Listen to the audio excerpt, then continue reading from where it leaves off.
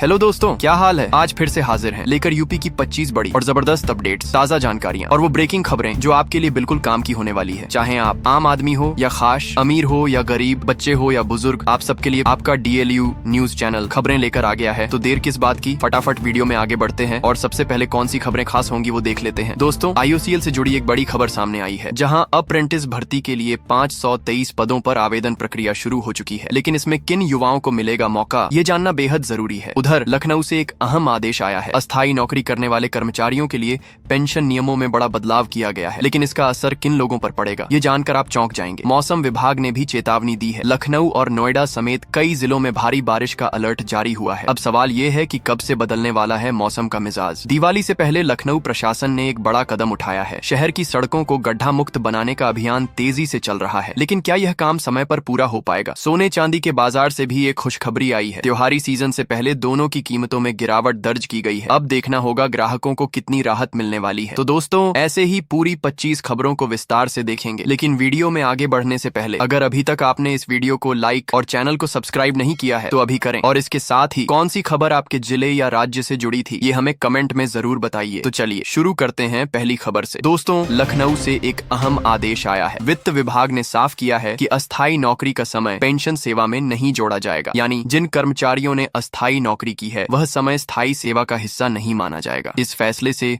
हजारों कर्मचारियों पर असर पड़ेगा। सरकार का तर्क है कि अस्थायी सेवा का अलग भुगतान पहले ही हो चुका होता है। साफ है, अब पेंशन सिर्फ नियमित सेवा अवधि के आधार पर मिलेगी। अब बात कानून की। उत्तर प्रदेश के एक पूर्व विधायक को उम्र कैद की सजा सुनाई गई है। अदालत ने हत्या के मामले में यह सजा दी। वर्षों पुराने इस केस में गवाहों और सबूतों के आधार पर फैसला सुनाया गया। अदालत का कहना है कि जनता के भरोसे चुने गए व्यक्ति से इस तरह का अपराध बर्दाश्त नहीं किया जा सकता। यानी न्यायपालिका ने साफ संदेश दिया है कि कोई भी कानून से ऊपर नहीं है। नोएडा से गर्व दिलाने वाली खबर है। यहाँ की एक शिक्षिका का चयन अंतर्राष्ट्रीय स्तर पर हुआ है। ये चयन उत्तर प्रदेश पेज बदलने और शिक्षा पद्धति में नया प्रयोग करने के लिए किया गया है। शिक्षिका ने बच्चों की पढ़ाई को सरल और रोचक बनाने के लिए कई नए तरीके अपनाए। इस उपलब्धि से उत्तर प्रदेश का नाम रोशन हुआ है, यानी शिक्षा के क्षेत्र में भी हमारे अध्यापक नए आयाम गढ़ रहे हैं। मौसम विभाग ने अलर्ट जारी किया है। लखनऊ, नोएडा समेत कई जिलों में भारी बारिश की चेतावनी दी गई है। अगले 24 घंटे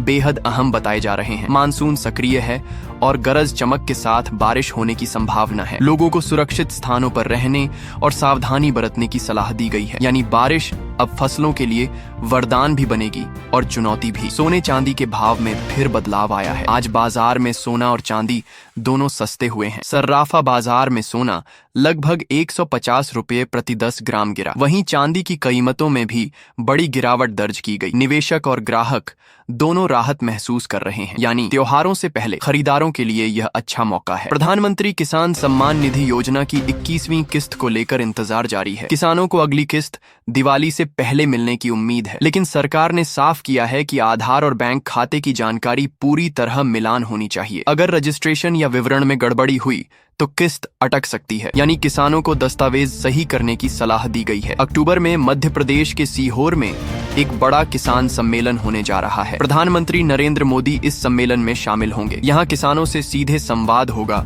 और नई योजनाओं का ऐलान भी हो सकता है। सम्मेलन में हजारों किसान शामिल होंगे। सरकार का कहना है कि कृषि क्षेत्र में तकनीक और निवेश बढ़ाने पर जोर दिया जाएगा। यानी किसानों के लिए यह सम्मेलन बड़े संदेश लेकर आएगा। अयोध्या से एक अहम कूटनीतिक खबर है। मुख्यमंत्री योगी आदित्यनाथ जल्द ही मॉरिशस के प्रधानमंत्री राम गुलाम का स्वागत करेंगे। वे अयोध्या पहुंचेंगे और श्री राम जन्मभूमि मंदिर के दर्शन करेंगे। यह द्वारा भारत और मॉरिशस के रिश्तों को और गहरा करने वाला माना जा रहा है। धार्मिक और सांस्कृतिक दृष्टि से भी यह यात्रा बेहद अहम है। यानी अयोध्या एक बार फिर अंतर्राष्ट्रीय स्तर पर चर्चा में रहेगी। राम मंदिर को लेकर मुख्यमंत्री योगी आदित्यनाथ ने बड़ा बयान दिया है। उन्होंने कहा है, जो लोग राम मंदिर पर गर्व नहीं करते उनकी भारतीयता पर सवाल उठता है। योगी ने यह भी कहा कि राम मंदिर सिर्फ आस्था नहीं बल्कि राष्ट्रीय गौरव का प्रतीक है। उनके बयान से राजनीतिक हलकों में हलचल मच गई है। यानी राम मंदिर का मुद्दा एक बार फिर सुर्खियों में आ गया है। गोरखपुर से खबर है, मुख्यमंत्री योगी आदित्यनाथ ने दिग्विजयनाथ और अवैधनाथ की जयंती पर कार्यक्रम में हिस्सा लिया। उन्होंने दोनों महंतों के योगदान को याद किया। योगी ने कहा कहा कि इन महंतों ने समाज सेवा और राष्ट्र सेवा को जीवन का उद्देश्य बनाया। इस अवसर पर बड़ी संख्या में साधु संत और श्रद्धालु मौजूद रहे, यानी यह कार्यक्रम आध्यात्मिकता और सामाजिक एकता का संदेश देने वाला रहा। लखनऊ से एक अहम खबर आई है। मुख्यमंत्री योगी आदित्यनाथ ने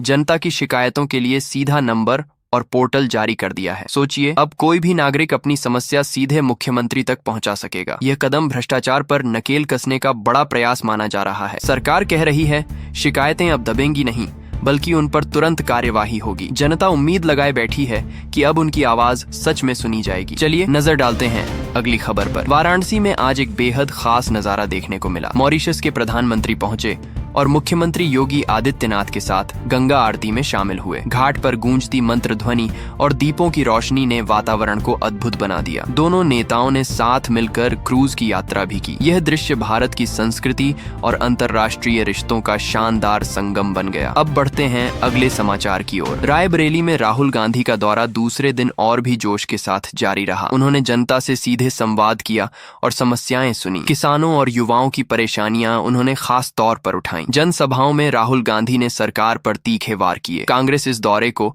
अपनी चुनावी रणनीति की मजबूती मान रही है। चलते हैं अब अगली खबर की तरफ। लखनऊ से राहत देने वाली खबर है। दिवाली से पहले सड़कों को गड्ढा मुक्त बनाने का अभियान शुरू हो गया है। सरकार ने इसके लिए पूरे 400 करोड़ रुपए का बजट दिया है। सोचना जरा, त्योहार पर सफर आसान और आरामदायक हो जाए तो आम लोगों की खुशी दोगुनी हो जाएगी। लोक निर्माण विभाग को आदेश मिल चुके हैं। अब देखना होगा वादे जमीन पर कितनी तेजी से उतरते हैं। आगे बढ़ते हैं अगली खबर के साथ। लखनऊ में वीआईपी नंबर को लेकर लोगों का गुस्सा बढ़ता जा रहा है। कई नागरिकों ने नंबर बुकिंग के लिए रकम जमा की, लेकिन न नंबर मिला और न ही पैसा वापस। विभाग के चक्कर काटने के बाद भी हालात जस के तस हैं। लोग कह रहे हैं सिस्टम पारदर्शी नहीं है। अब यह मामला सीधे मुख्यमंत्री पोर्टल तक पहुंच गया है। अब आपको बताते हैं अगला समाचार। देवरिया से बड़ी खबर आई है। मुख्यमंत्री योगी आदित्यनाथ ने डॉक्टर अभय मणि त्रिपाठी से मुलाकात की। चर्चा का मुद्दा था प्रदेश की स्वास्थ्य सेवाओं को और मजबूत बनाना। योगी ने कहा अस्पतालों में आधुनिक सुविधाएं बढ़ाई जाएंगी। डॉक्टर ने भी सुधारों के सुझाव दिए। ये बैठक प्रदेश में बेहतर स्वास्थ्य ढांचा तैयार करने की दिशा में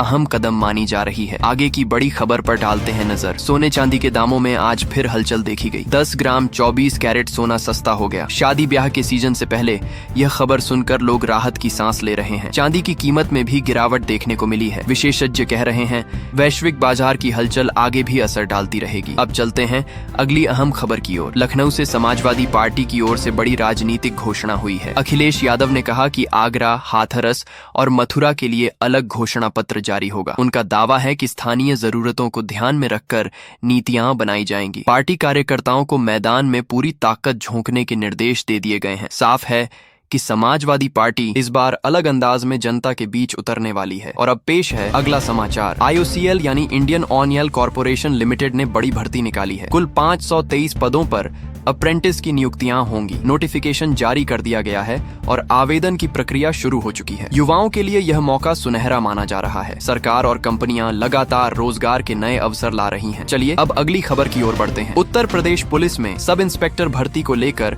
एक और सुविधा दी गई है। 12 सितंबर से आवेदन सुधार की विंडो खोल दी जाएगी। जिन उम्मीदवारों से फॉर्म भरते समय कोई गलती हो गई थी वे अब उसे सुधार पाएंगे। यह व्यवस्था युवाओं की सुविधा को ध्यान में रखकर शुरू की गई है। प्रतियोगी छात्र इस अवसर को लेकर काफी उत्साहित हैं। अब चलते हैं अगले समाचार पर। बिहार से एक बड़ी खबर आई है। प्रधानमंत्री नरेंद्र मोदी जल्द ही कोसी मेची परियोजना का उद्घाटन कर सकते हैं। यह परियोजना सीमांचल के लिए जीवन रेखा साबित होगी। इससे सिंचाई और जल प्रबंधन की समस्या काफी हद तक दूर होगी। स्थानीय लोग इस परियोजना को दशकों पुराने सपने के पूरे होने जैसा मान रहे हैं। आगे बढ़ते हैं अगली अहम खबर के साथ। लखनऊ से हज यात्रा को लेकर एक चौंकाने वाला अपडेट आया है। 1300 से ज्यादा तीर्थ यात्रियों में से 1249 लोग अपात्र कर दिए गए हैं। वजह है पहली किस्त का भुगतान समय पर न करना। अब ये लोग इस साल हज यात्रा नहीं कर पाएंगे। नियमों के पालन में लापरवाही करना उनके लिए भारी पड़ गया है। अब नजर डालते हैं अगले समाचार पर। उत्तर प्रदेश के शिक्षकों के लिए राहत की खबर है। सरकार ने कैशलेस मेडिकल सुविधा देने का फैसला किया है, यानी